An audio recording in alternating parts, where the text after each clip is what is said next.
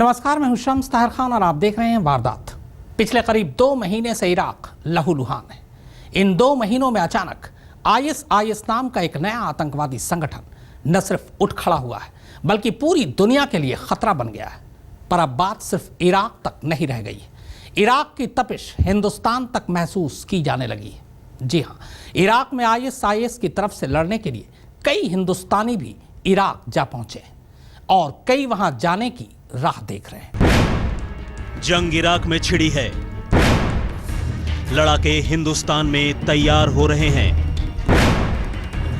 लहू इराक में बह रहा है, खून हिंदुस्तान में खौल रहा है। इराक की लड़ाई में कूद रहे हैं हिंदुस्तानी नौजवान। इराक में लड़ने जा पहुंचे हैं 20 से ज्यादा लड़ाके। मैं अब घर छोड़कर जा रहा हूं। मुझे अल्लाह के लिए मैदान जंग में शरीक होना है, इसलिए आप लोगों से रुखसत होने का यही सबसे सही वक्त है। मेरी प्यारी वालिदान, क्योंकि अगर मैं अब भी इराक में चल रही इस लड़ाई में शामिल होने के लिए नहीं गया तो मौत के वक्त फरिश्ते मुझसे ये सवाल करेंगे कि आखिर मैं अल्लाह की जमीन तक क्यों नहीं पहुंचा। मुझे अब किसी बात का मलाल नहीं। इंशाअल्लाह अब आप सभी से जन्नत में ही मुलाकात होगी।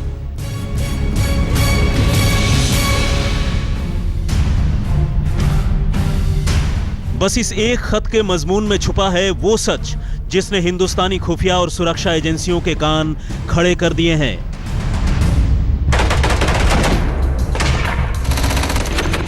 आसमान के रास्ते मौत बरसाते रॉकेट, रह रहकर चलती गोलियां और कदम कदम पर होते धमाके। पिछले तकरीबन 1.5 महीने से यही इराक की तकदीर और तस्वीर दोनों बन चुकी है। हालत यह है कि अब इस मुल्क की बात चलते ही जहन में तेल के कुएं, धार्मिक स्थलों और ऐतिहासिक ठिकानों की जगह कत्लो गारत, जख्मियों से पटे अस्पताल और खून खराबे के मंजर ही कौंध जाते हैं।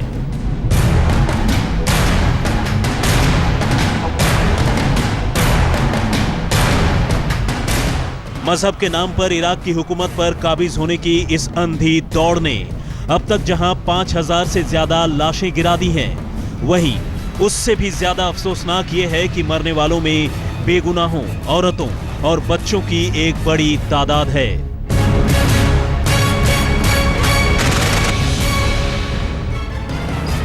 लेकिन आइए अब आपको इराक से दूर अपने हिंदुस्तान की एक ऐसी तस्वीर दिखाते हैं जिसका इराक में चल रही इस मौजूदा लड़ाई से बड़ा नजदीकी रिश्ता है।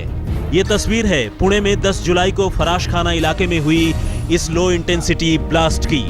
जी हां, उस ब्लास्ट की जिसमें किसी की जान तो नहीं गई, लेकिन जब पुलिस और खुफिया एजेंसियों ने इसकी तफ्तीश शुरू की तो इसके तार सीधे इराक और वहां चल रही लड़ाई से जुड़ गए। पहली नजर में इस बात पर यकीन करना भी मुश्किल लगता है, लेकिन इस ब्लास्ट से जुड़े पहलुओं को खंगाल रही खुफिया एजेंसियों को तफ्तीश के दौरान जो कुछ पता चला वो चौंकाने वाला है। सूत्रों की माने तो हिंदुस्तान के कई नौजवान ऐसे हैं जो इराक में मौत का तांडव मचा रहे आतंकवादी संगठन Islamic state of Iraq and Syria यानी आईएस की मदद करने के लिए इराक जा पहुंचे हैं। बगदादी की अगुवाई में कातिलों की जो फौज इराक में लगातार कहर बरपा रही है, उसमें अपने हिंदुस्तान के लड़के भी शामिल हो चुके हैं और अब तक की जानकारी के मुताबिक इनकी तादाद तकरीबन 20 के आसपास है। पुणे ब्लास्ट की तफ्तीश के सिलसिले में जो बात सामने आई, लगभग वही बात मुंबई के नजदीक ठाणे के रहने वाले 4 परिवारों ने भी देर सवेर साफ कर दी।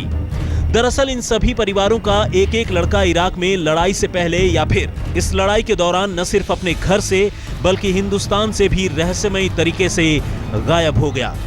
पहले तो इनके घर वालों को इस बात का एहसास ही नहीं था, लेकिन जब उन्होंने अपने बच्चों के गायब होने की जगह और वक्त पर गौर किया तो उनका शक पुख्ता हो गया।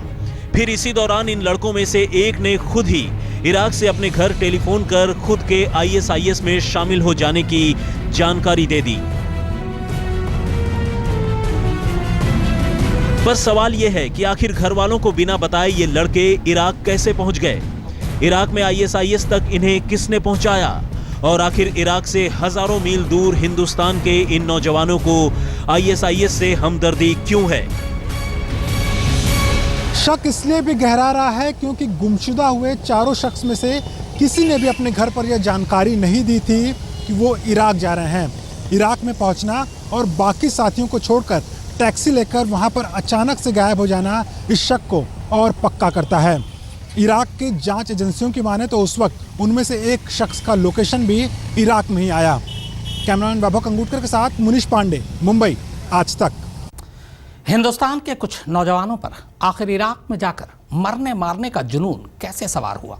आखिर कैसे कुछ लोग इराक की जंग में शामिल होने को जन्नत जाने का रास्ता समझ बैठे? इराक पहुंचे एक नौजवान ने खत के जरिए बेशक अपना हाल दिल बयान कर दिया हो, लेकिन यह खत असल में उसके जैसे बाकी नौजवानों की जहनी हालत बयान करती है।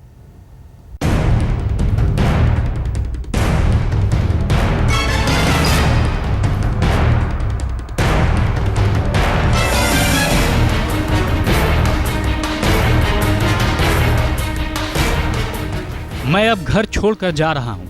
मुझे अल्लाह के लिए मैदान जंग में शरीक होना है, इसलिए आप लोगों से रुखसत होने का यही सबसे सही वक्त है। मेरी प्यारी वालिदा, क्योंकि अगर मैं अब भी इराक में चल रही इस लड़ाई में शामिल होने के लिए नहीं गया तो मौत के वक्त फरिश्ते मुझसे ये सवाल करेंगे कि आखिर मैं अल्लाह की ज़मीन तक क्यों नहीं पहुंचा। मुझे अब किसी बात का मलाल नहीं। इंशाअल्लाह अब आप सभी से जन्नत में ही मुलाकात होगी। यकीन मानिए, अपने घर में जब मैं आप सबको अल्लाह के बनाए कायदे कानूनों को तोड़ते हुए यानी गुनाह करते देखता था तो मैं अंदर से रोता था। आपको सिगरेट पीते, टीवी देखते, नाजायज ताल्लुकात रखते, आराम की जिंदगी जीते, इबादत और दुआओं से दूर रहते और दाढ़ी नहीं बढ़ाते हुए देखकर तड़पता था। यकीन मानिए, आगे चलकर यही सारी चीजें आपको जहन्नुम की आग में झुलसने को मजबूर करेंगी।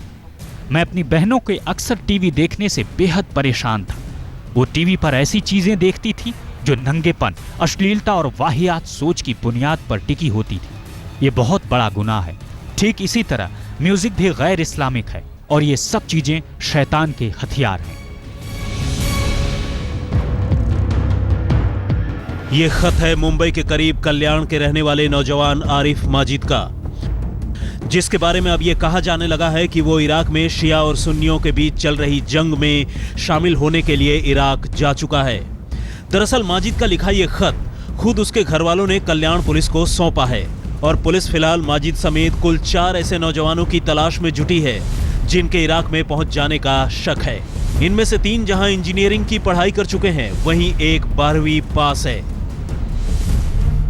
दरअसल माजिद की तरह ही फहाद तनवीर शेख, अमन नईम टांडेल और शाहीन फारूकी टंकी भी तकरीबन उन्हीं दिनों से गायब है जिन दिनों से इराक में आईएसआईएस ने मौत का तांडव मचाना शुरू किया था।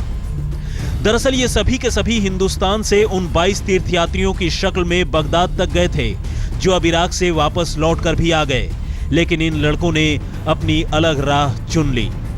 सूत्रों की माने तो पुलिस और खुफिया एजेंसियों को खुद एक तीर्थयात्री ने यह जानकारी दी है कि चारों ने बगदाद से फलूजा तक के लिए उनके सामने ही एक टैक्सी किराए पर ली थी और फिर इसके बाद उनसे बाकी तीर्थयात्रियों का कोई राब्ता नहीं हो सका।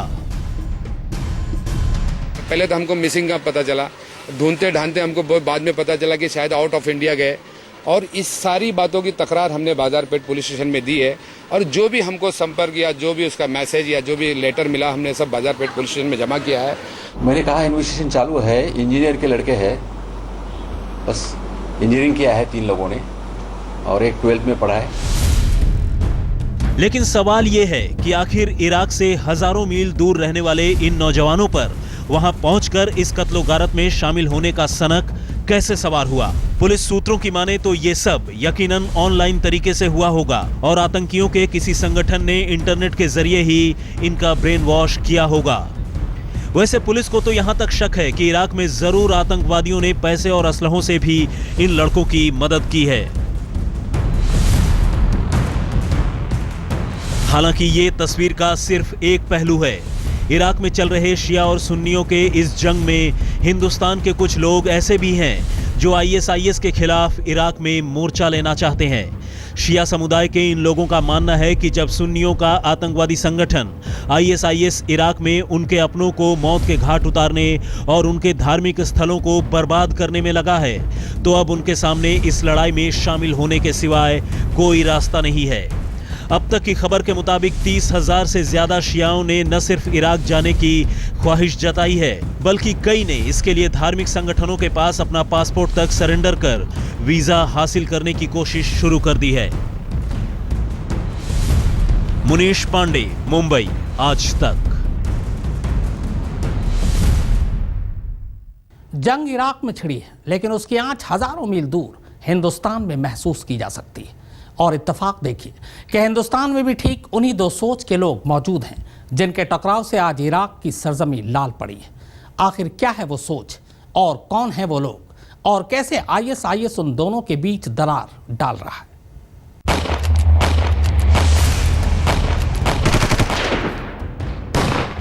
इराक में मचे कत्लेआम की ये हिंदुस्तानी चीख है।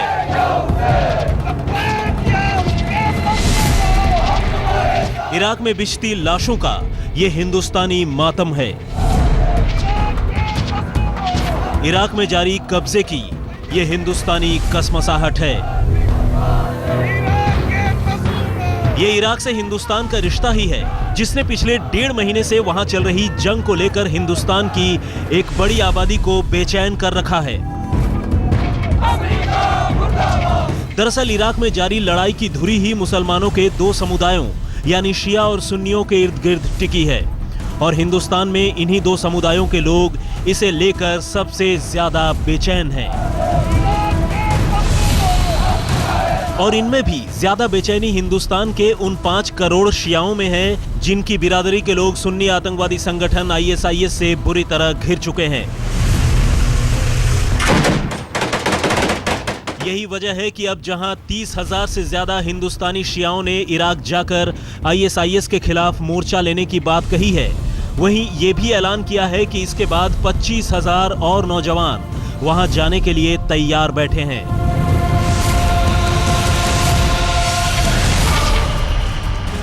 जम्मू से लेकर दिल्ली तक शियाओं की यह तड़प कहीं धरने तो कहीं मुजाहिरे की सूरत में सामने आ रही है। बात सिर्फ बिरादरी पर आई मुश्किल की नहीं, बल्कि इससे कहीं बहुत आगे की है। दरअसल दुनिया में इराक ही वो जगह है जहां शियाओं के सबसे अहम और सबसे ज्यादा धार्मिक स्थल मौजूद हैं, फिर चाहे वो करबला का शहीदी ठिकाना हो या फिर दूसरे दरगाह और मकबरे। अब हिंदुस्तान के शिया वहां पहुंचकर इन ठिकानों की हिफाजत करना चाहते हैं। इराक में शियाओं के तमाम बड़े धार्मिक स्थल मौजूद हैं। हाल ही के दिनों में इराक में आईएसआईएस आतंकी संगठन ने जमकर मौत का तांडव मचाया। ऐसे में शियाओं के साथ साथ उनके धर्म स्थलों पर भी खतरा मंडराने लगा। सरकार और आतंकियों के बीच जंग चल रही है। हिंदुस्तान के शिया इराक में मौजूद अपने धर्म स्थलों को किसी भी कीमत पर बचाना चाहते हैं, चाहे इसमें उनकी जान ही क्यों न चली जाए। और इसीलिए हिंदुस्तान के शियाओं ने इराक जाने के लिए हजारों की तादाद में दावेदारी पेश की है। और अब जहां हिंदुस्तान के शिया वहां पहुंचकर आईएसआईएस के खिलाफ मोर्चा खोलना चाहते हैं, वहीं ऐसे सुन्नियों के नाम भी सामने आए हैं जो इस जंग में आईएसआईएस का साथ देने के लिए इराक पहुंच चुके हैं। पुनीत शर्मा, दिल्ली, आज तक।